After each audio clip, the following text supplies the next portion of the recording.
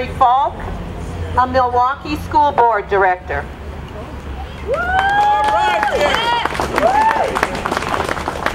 Well, good afternoon. I taught 31 and a half years in Milwaukee Public Schools, and I'm a proud graduate in that sense. I want to thank all of you who've spent your time in the classroom. But I want you to understand, you took a walk from French Immersion over to here. And this is a marathon, not a sprint. What I'm telling you right now is, as bad as the cuts are for this year, all indications are that they will be worse the following year. If you have been following the news, there's over a $200 million shortfall in the state budget. And we have people running for governor who are saying right now that we will have cuts rather than raising taxes. I want to know where they're going to make those cuts, but certainly they're talking about making those cuts into education. And they want to make it against the law for school districts to even have the right to increase taxes to support education. So it's going to get worse unless you look upon this as a marathon race. That you can't just show up here today and talk about, well, we showed up at the rally and maybe it made a difference and we're all going to go home. This is going to be a long, hard fight for education. We see people talking about right now on the fact that we're leaving our children a huge debt and calling it immoral. But what is moral about cutting classes and putting kids in school? If you want to talk about intergenerational theft, we got it right now when we're cutting education. Now I want you to understand a couple of things. The school board didn't like the cuts they made. But I want you to understand we were cut funding by the state of Wisconsin, and we're limited by law on how much we can raise taxes. And I hear everybody talking about, well, why don't you close a bunch of schools, or why don't we get concessions in health care, or why don't we get rid of central office personnel? And I'm going to say, by the way, we can do a lot of those things, and we'd still be laying off teachers. We need to get a conversation in this country about what it means to have educated children and how we're going to sustain that education for the long haul. So, run the race, run the marathon. It's not a sprint. Thank you. All right, Jim.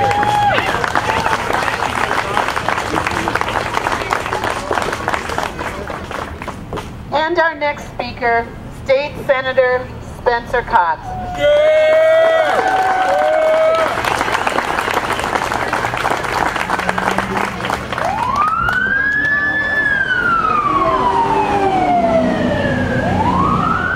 I thought they were coming to get me for a minute there. I'm Senator Spencer Cox, and I want to know, once again, where are the teachers at? Wait. I thought we were proud MPS teachers. I want to hear some windows rattling. Where are the teachers at? Okay, I'm in the right place. I'm Senator Spencer Cox. I am a magnificent product of Milwaukee Public Schools. I went to 5th Street School, Center Street School, Robert Fulton Junior High, Riverside. And I am proud to be here. I am also a candidate for Lieutenant Governor, and I stand with the teachers. And because I stand with the teachers, the Milwaukee Teachers Education Association has endorsed me, and they stand with me as well. Give that a round of applause. Now, brothers and sisters, we have hundreds of MPS teachers who have been laid off, and more who are at risk of losing their jobs. Now, you know what that means? That means that we will have larger class sizes that will put a strain on more of the teachers who will be staying. These larger class sizes also mean that students will not get the individual attention that they need. Is that wrong? Yes! We must do something about that. Well, so we say, what about federal funding? What about race to the top? And what about more money from Congress? Well, we have seen that we have made not one, but 2 applications for race to the top, and we have not gotten that money. In Congress, we have had several bills that have been considered in Congress, but they are still languishing. Well, brothers and sisters, hear me well. We cannot, we shall not balance this budget on the backs of our teachers. It is wrong, it is wrong.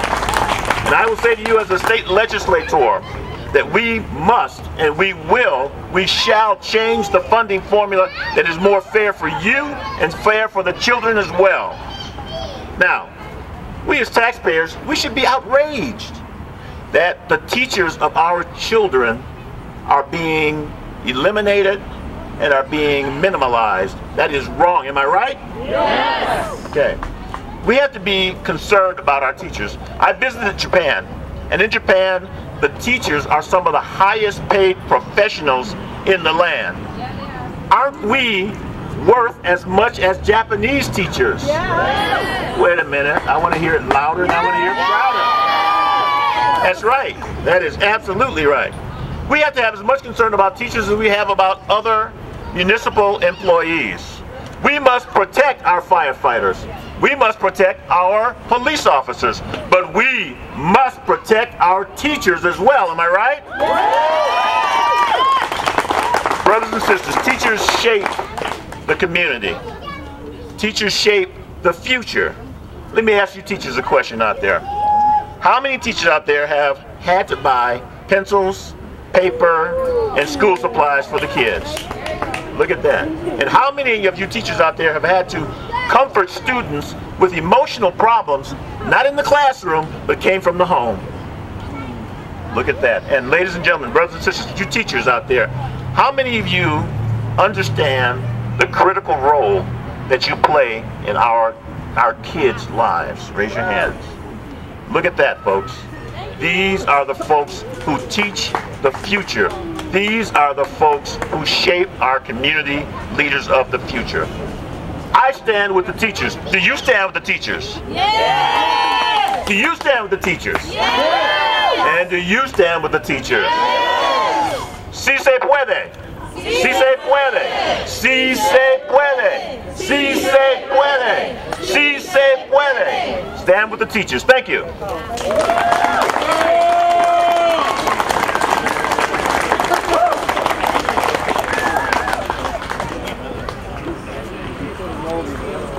Let's have another round of applause to thank all of our speakers who are here this afternoon.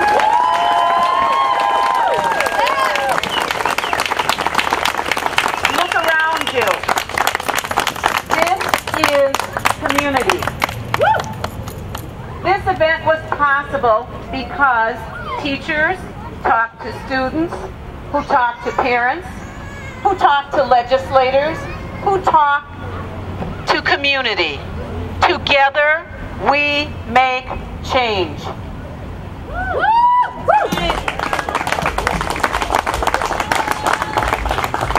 We can't end without thanking the group MPS teachers, students, citizens united to stop layoffs for organizing this event.